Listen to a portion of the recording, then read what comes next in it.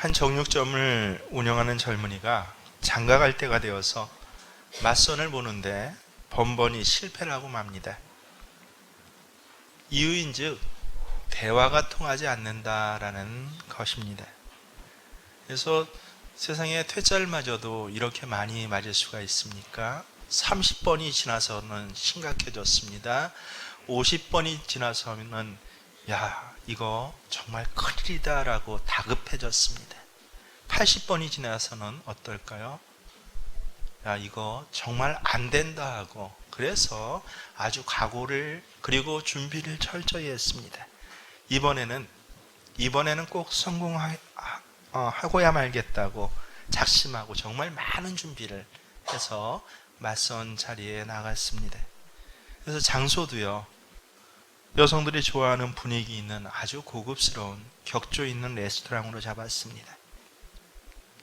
잔잔한 클래식이 흐르는 가운데 비싼 양식을 시켜놓고 아주 우아하게 식사를 하고 있었습니다. 가만히 상대방 여인을 보니까 이번에는 여인도 굉장히 만족하는 것 같아서 마음속으로 얼마나 기뻤는지 모릅니다. 그래서 안도를 하는데 갑자기 앞에 앉은 맞선녀가 묻습니다. 이 고기 참 좋네요. 이 고기 도대체 무슨 고기죠? 남자는 잘 알고 있다듯이 아주 당당하게 이야기를 합니다. 이 고기요? 이 고기는 돼지고기입니다. 왜 80번이나 실패했는지 여러분 짐작이 가시죠? 말이 정말 안 통해서입니다. 말이 안 통한 이유는 단지 무식하다, 못 배웠다 해서 안 통하는 게 아니라 초점이 도무지 맞지 않을 때 말이 안 통합니다. 2000년 전 예수님께서 이 땅에 오셨을 때 사람들이 예수님이 오신지를 알지 못했습니다. 왜 그렇습니까? 초점이 맞지 않아서 그랬다라고 오늘 요한복음 성경에는 바로 그것이 나오고 있습니다. 여러분, 예수님을 기다리지 않아서가 아닙니다. 성경을 가만히 연구해 보면 이스라엘 사람들은 거의 모두가, 그것도 무려 400년 동안이나 메시아여 오시옵소서 하고 아주 간절히 예수님을 기다렸습니다. 왜냐하면 하나님께서 약속해 주셨기 때문에 그렇습니다. 그리고 하나님께서는 약속하신 그대로 예수님을 이 땅에 보내주셨습니다.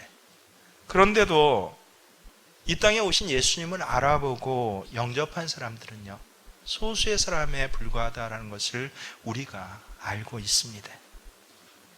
성경을 잘 알고 간절한 열망이 있었던 그런 사람들도 예수님을 알지 못했습니다. 오히려 뜻밖의 사람들이요. 예를 들어서 지난주에 우리가 살펴보았던 동방에서부터 찾아온 이방인들 아닙니까? 혹은 베들레헴의 양치기와 같은 그런 아주 뜻밖의 사람들만이 예수님 오신 것을 알고 예수님께 경배했다라고 하는 것입니다. 여러분, 왜 그랬을까요? 가장 큰 이유는 초점이 맞지 않았던 거예요.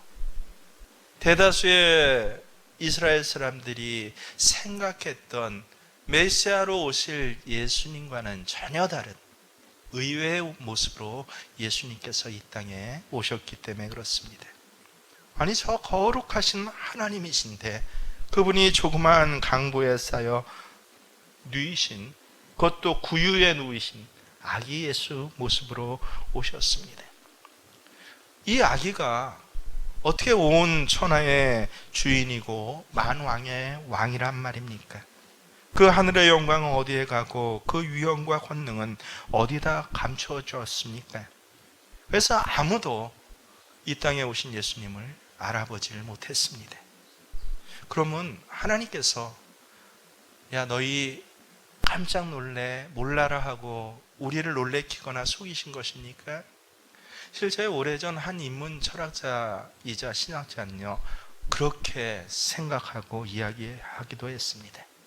그는 성탄을 묵상하면서 성탄을 뭐라고 표현하냐면요, 들어보세요. 성탄은 하나님의 심술이고 하나님의 괴팍함이다라고 표현한 적이 있습니다. 예를 들어서 예수님께서 왕의 자손으로 태어났다라고 한다면, 혹은 모든 사람이 알만한 어떤 깜짝 놀랄 모습으로 태어났다고 한다면 사람들은 분명히, 대다수의 사람들이 예수님을 경배했을 것이다 라는 것입니다. 그런데 보통 사람들이 상상할 수 없는 곳에, 전혀 엉뚱한 곳에 엉뚱한 모습으로 예수님 오셨기 때문에, 그래서 예수님 오신 줄 알지 못했다라고 아주 설파를 하면서, 그래서 이것을 아주 지독한 말로 뭐라고 했습니까? 하나님이 인간들을 굴려주기 위해서 예수님을 조그마한 시골 베들레헴, 그것도 말구유에 오게 하셨다. 그래서 성탄은 하나님의 심술이다라고 이렇게 글을 써놓은 적이 있습니다. 여러분, 근데 곰곰이 생각해 보십시오. 성탄은 정말 하나님의 심술이고 하나님의 괴팍함입니까? 아니죠. 성경을 조금만 읽어보신 분이라면 아마 우리 생명교회 성도의 중 적어도 절반 이상은 알 것입니다. 아니, 성경에 예수님이 이 땅에 오실 때 이렇게 보내시겠다고, 이렇게 오시겠다고 하나님께서 미리 약속해 주셨어요 라고 그것을 알 것입니다. 이사야서 9장 6장에 보면요, 이는 한 아기가 우리에게 낳고 한 아들을 우리에게 주신 바 되었는데, 예수님 그저 제우스가 모습을 변해서 강림하듯이 그런 모습이 아니라 아기로 이 땅에 오신다라고 분명히 예수님 오시기 800년 전에 이사야 선지자를 통해서 하나님 말씀해 주셨습니다.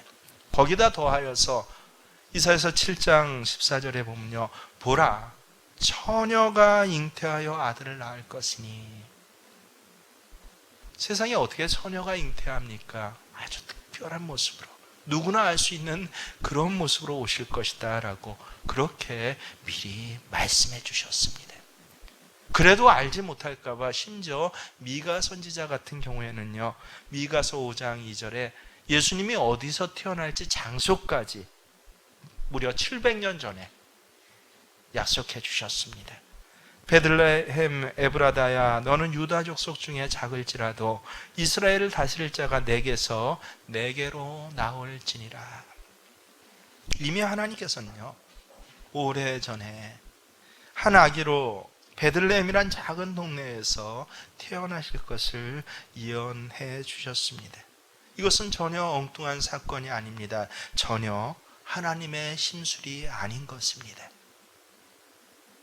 그럼에도 불구하고 성경을 많이 연구한 사람들조차도 메시아를 무려 몇 년 동안 기다렸다고요? 우리 이제 한 90%가 합니다. 몇 년 동안 침묵? 400년 동안 기다린 사람들. 그리고 곧 메시아가 오실 징조가 곳곳에서 드러나고 있음에도 불구하고 왜 사람들은 알지 못했습니까? 성경을 몰라서요? 아니요. 뭐가 안 맞았다고요? 초점이 안 맞아서요. 그날 그래서 베들레헴엔 어때요? 이 초점 안 맞은 사람들이 너무도 많았던 것입니다. 그날 밤 베들레헴엔 수많은 방들이 있었어요. 여관방만 있었겠습니까? 우리 집 안방도 있었을 것입니다. 그럼에도 불구하고 산고로 신음하는 예수님의 어미 마리아를 다 모른 척하고 쫓아냅니다. 그래서 요셉 부부가 예수님을 출산하기 위해서 부득이 쫓겨서 찾아간 곳이 어디예요? 짐승들의 마구간이었습니다. 그래서 요한복음 1장, 여러분 오늘 본문 10절 11절 보십시오. 눈으로 보세요.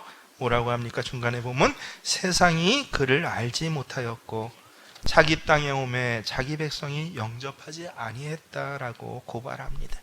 자기 백성이, 이스라엘 백성이 예수님이 오심에도 불구하고 영접하지 않았다라고 하는 것입니다. 하나님은 말씀하셨어요. 근데 이스라엘 백성은 알아듣지 못한 것입니다. 맞선녀가 너무 분위기가 좋고 마음에 들어서, 그래서 이 아름다운 음악의 제목이 뭐죠? 당신 참 멋져요 라고 얘기를 하는데, 이 곡은 돼지곡입니다 라고 이야기하는 이 남자와 무엇이 다를 바가 있습니까? 머릿속에 늘 뭐만 있어요? 돼지고기, 소고기만 있어서. 그래서 눈앞에 그리고 귀에는 이 음악을 듣고 이 말을 들음에도 불구하고 그저 돼지고기, 소고기만 얘기할 수밖에 없었던 것이 바로 이 당시의 이스라엘의 모습이었던 것입니다. 그래서 초점을 맞추지 못하면요, 똑같은 말을 해도 전혀 다르게 알아듣습니다. 그리고 이 초점은요, 뭐에 따라 달라집니까? 원하는 바에 따라 달라집니다. 정말 그렇더라고요. 자기 듣고 싶은 얘기만 듣습니다. 그것은 결국은 내 소리만 하는 사람이 됩니다. 사람들이 예수님을 알아보지 못했던 것은요, 하나님이 말씀해 주시지 않아서가 아닙니다. 성경을 몰라서가 아닙니다. 하나님은 분명히 베들레헴 말구유라고 얘기하는데, 근데 사람들은 내가 원하는 왕의 모습이 있어요. 그리고 내가 원하는 장소가 있습니다. 그래서 아예 하나님은 계속 말씀하시는데 사실은 그 말씀을 듣는다고 하면서도 귀를 막아버린 것입니다. 여러분, 예배 시간에도 동일한 원리가 작용하는 것 아닙니까? 모두 한 자리에서 예배 드리고 있지만, 뭐 설교자가 둘이 있는 것도 아닙니다. 한 사람이 설교하고 있지만, 근데 어떤 사람은 마음속 깊이 하나님이 내게 주신 말씀입니다 하고 그 앞에 엎드려지는데, 어떤 사람은 다른 말로 알아들어요. 그리고 설교자가 하는 말보다 속에서 자기 말이 더 많이 나옵니다.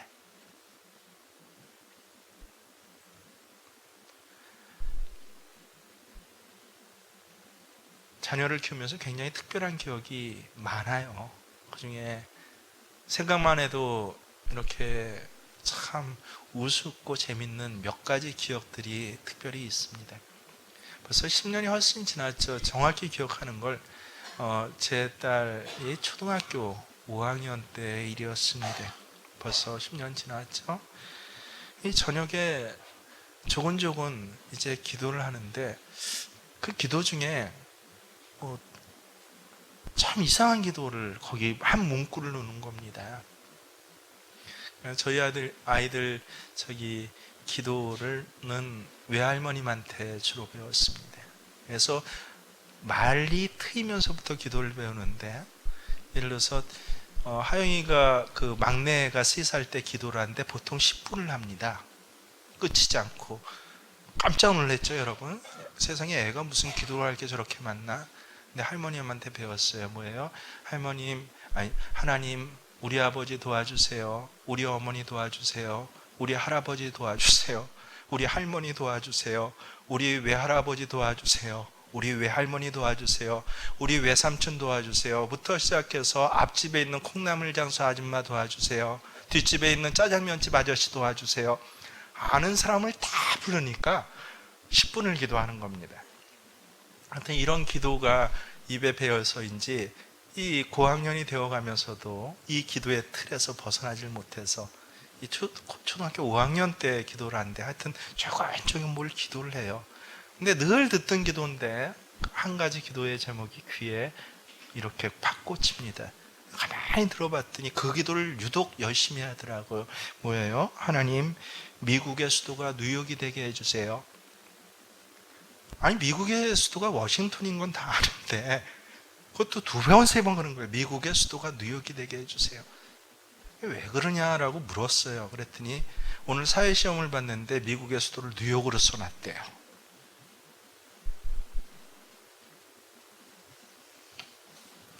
초등학교 5학년생 입장에서는요, 점수 5점 더 맞고자 미국의 수도를 뉴욕으로 옮길 수도 있지만, 근데 정말 미국의 수도가 뉴욕이 될 수는 없지 않습니까? 그래서 성탄의 메시지는요, 우리 편에서 우리 원하는 대로 듣는 것이 아닙니다. 하나님 편에서, 하나님께서 도대체 이 성탄에 무슨 말씀을 하시려고 이렇게 예수님을 우리에게 보내셨나, 이것을 알아야 하는 것입니다. 오늘 본문 말씀 무엇이라고 시작하고 있습니까?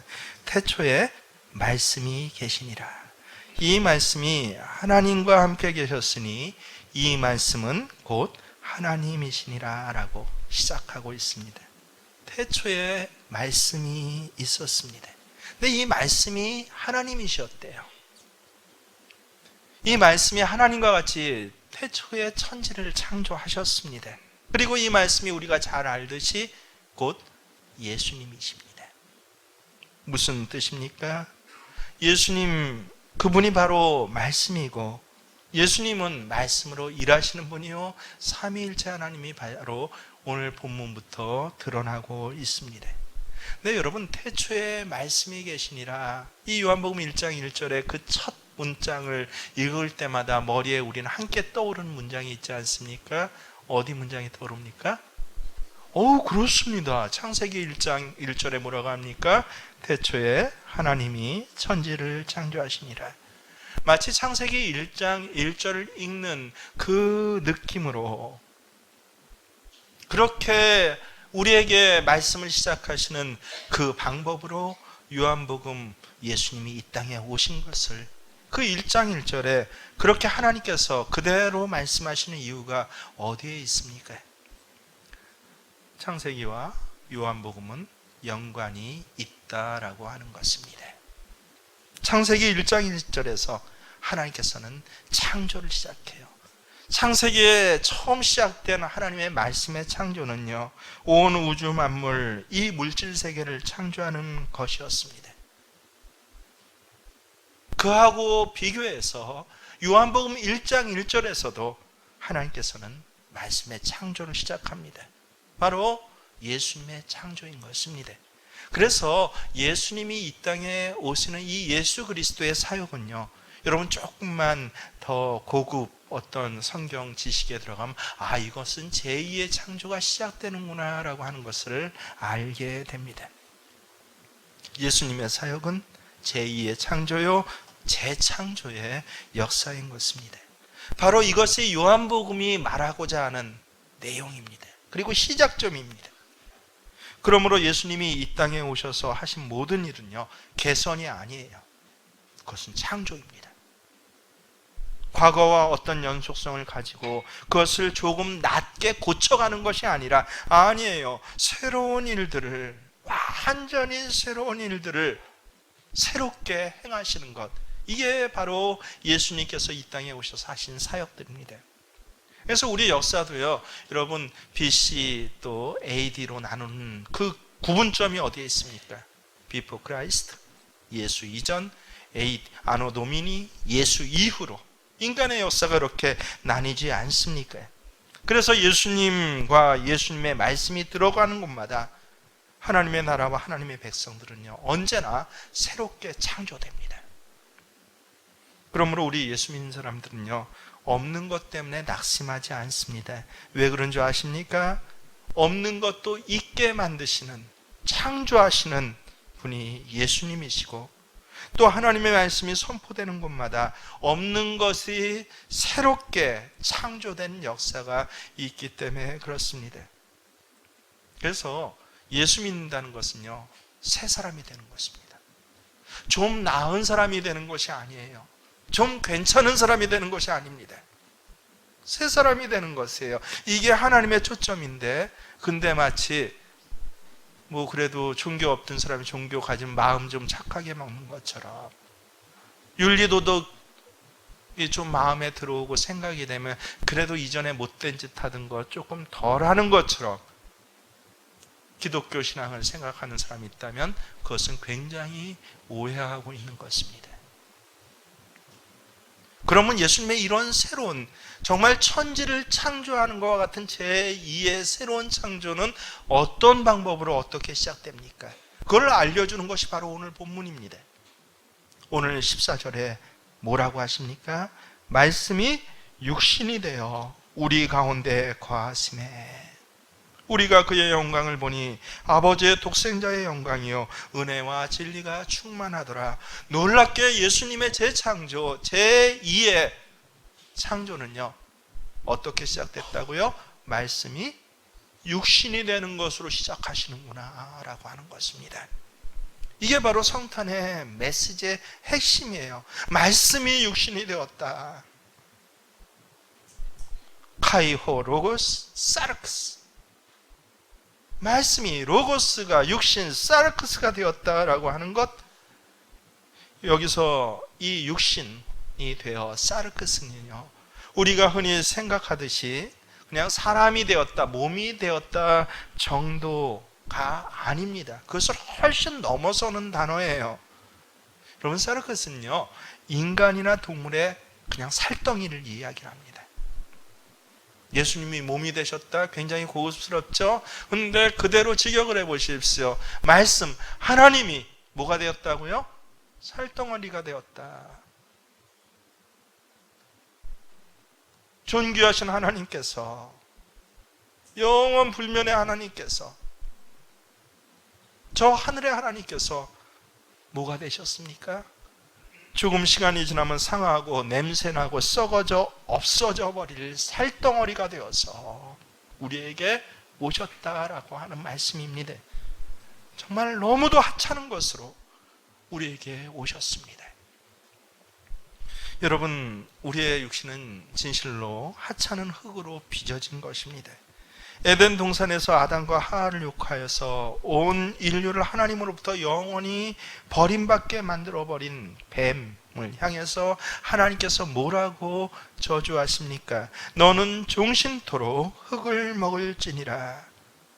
흙은 저주받은 뱀에게 먹을 것으로 줄 정도로 천한 것입니다. 욥도 나중에 뭐라고 합니까? 자식들이 하루아침에 다 죽고 재산 날라가고 아내는 도망가고 자기 몸마저 참으로 기가 막힐 병에 걸리자 자기의 너무 비참한 처지를 한탄을 하면서 20번이나 그가 뭐라고 하는 줄 아십니까? 자신을 나는 흙과 같다 라고 그렇게 토로를 합니다.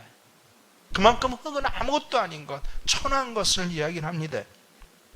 그럼에도 불구하고 태초부터 계신 하나님이 흙으로 빚어진 육신을 입고, 육신 정도입니까? 그저 살덩어리와 같은 모습으로 우리에게 오셨다. 이것이 성탄의 메시지입니다. 그냥 오셨습니까? 우리 가운데 거하시니. 거한다는 말은 헬라어로 스케노인데 장막을 치다, 텐트를 치다라는 뜻입니다. 예수님이 우리와 같은 죄인들이 살고 있는 곳에 살덩어리로 오셔서 함께 텐트를 치고 사신다는 말입니다. 버림받은 창녀와 같은 인간들의 틈바귀에 오셔서 그곳에 천막을 치고 함께 유숙하신다는 말입니다. 얼마나 놀랍고 충격적인 말입니까? 왜 그러셨습니까? 왜 그러셨습니까? 도대체 왜요? 우리와 함께 하시기 위해서입니다. 그래서 임마누엘 하나님이에요. 하나님이 우리와 함께 하신다는 의미가 바로 이런 의미인 것입니다. 우리를 죄에서 구원하시고 영원한 죽을 심판의 운명으로부터 우리를 속죄하시기 위해서 우리 가운데 거하시는 예수님, 이게 성탄의 메시지인 것입니다.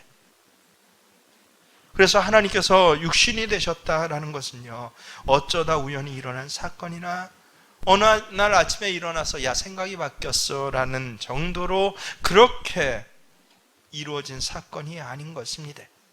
태초로부터 철저한 하나님의 뜻이 있었고 계획하심이 있었고 의도가 있었어요.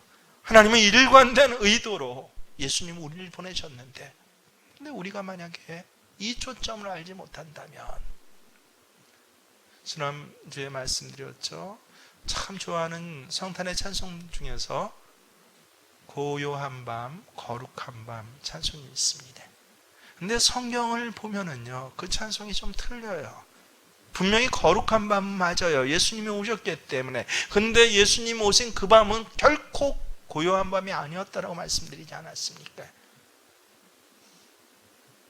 마찬가지로 야 왕이 우리에게 오셨다, 보기에도 화려하고 참 순수하고 거룩해 보이는 그 아기의 모습으로 우리에게 오셨다. 우리는 그렇게 생각하면 하나님의 초점을 맞추지 못하는 것입니다. 가장 비천한 자리에 가장 쓸모없어 보이고 가장 냄새나는 하나님의 비할 바 없는 그런 사르스로 우리에게 오신 하나님. 왜? 나와 함께 하기 위해서, 나를 구원하기 위해서. 우리 편에 보자면 감격이고 감사이지만 여러분, 하나님 편에서 보자면 무엇입니까?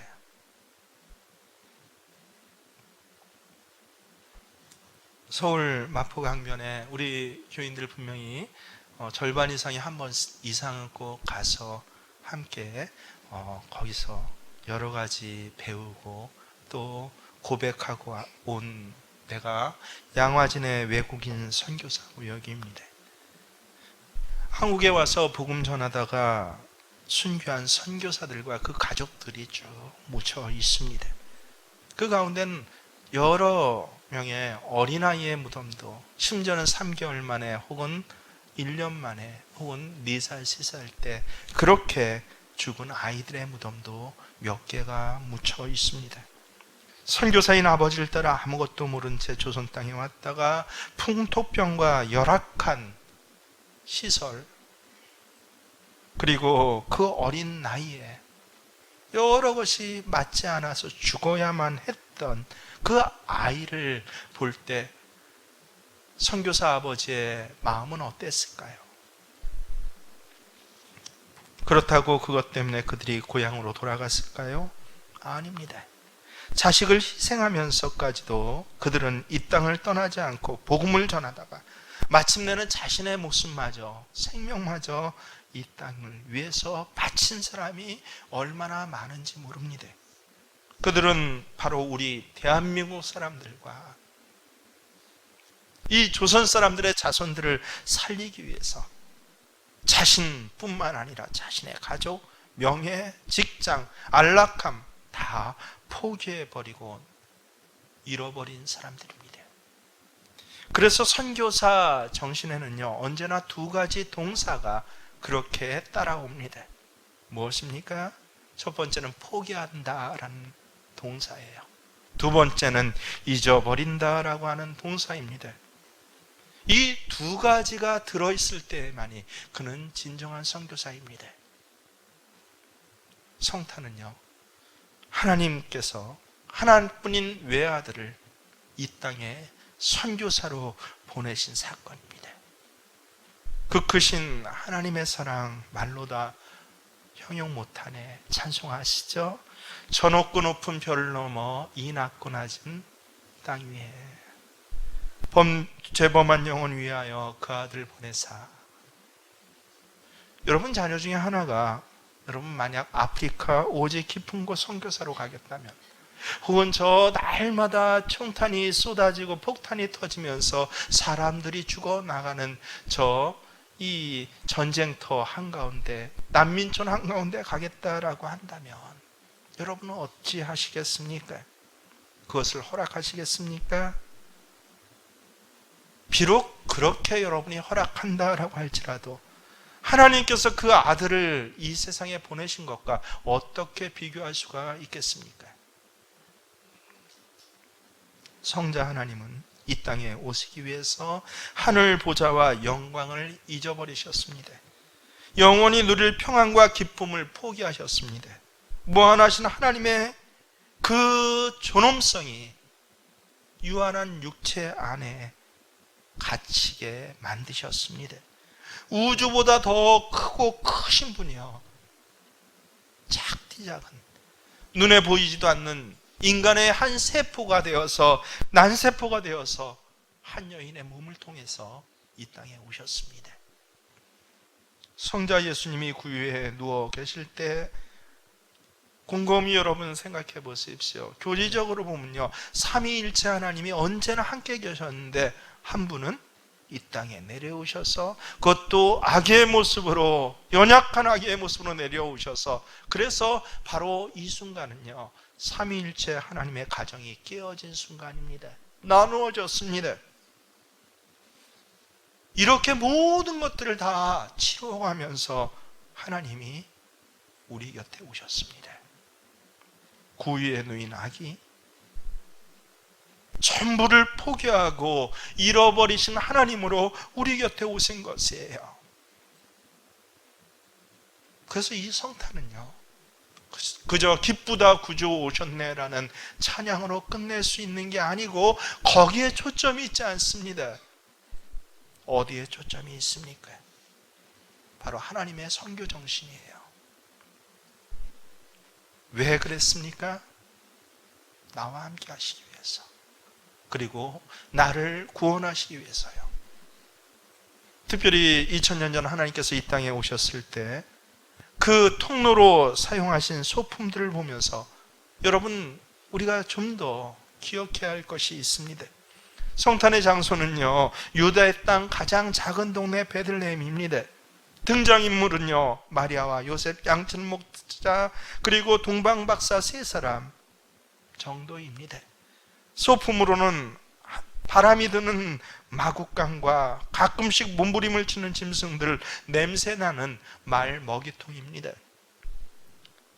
우주의 이 대기적이 제2의 창조라고 할 수 있는 이 놀라운 창조의 현장이었지만 하나님께서 사용한 소품들은 바로 그런 것이었습니다. 첫 번째 크리스마스 현장에서 놀랍게도요, 하나님은 모든 것들을 새롭게 창조하시면서 무슨 소품을 사용했다고요? 이렇게 다 하잘 것 없어 보이고 비천한 소품들을 사용하셨습니다.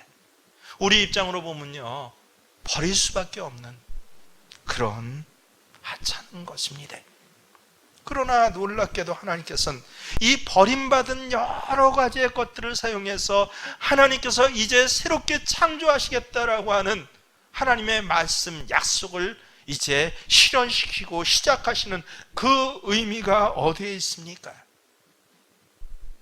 이 너무도 쓸모없어 보이는 것과 같은 것들을 통해서 사람도 그렇고 장소도 그렇고 여러 조역들도 그렇습니다. 하나님의 거룩한 것으로 만들어 나가시는 그 뜻이 어디에 있습니까? 놀랍게도요, 바울사도는 이 뜻을 생각할 때마다 가슴이 벅차고 기가 막혔던 것 같습니다. 그 감격에 뭐라고 합니까? 우리 함께 찾아봅니다. 고린도전서 말씀 찾아봅니다. 1장입니다.